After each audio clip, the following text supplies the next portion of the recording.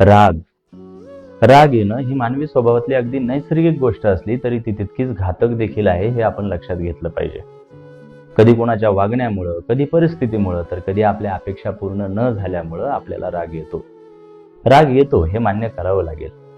कधी कधी आपण कोणावर ओरडतही नाही, अगदी बोलतही नाही, पण आतून मात्र कमालीचे संतापलेलो असतो. राग हा क्षणिक असतो, आपलं मोठं नुकसान करू शकतो हे माहीत असूनही आपण आपल्या रागाला न्याय देण्यासाठी इतकी चुकीची पावलं कधी कधी उचलतो की पुढं होणारं नुकसान कधी भरून न निघणारं असतं. बरं, हे माणसाला कळत नसतं का? कळतं. मग तुका म्हणे, जेव्हा फिरते कपाळ तेव्हा होतो योगा मंगळ.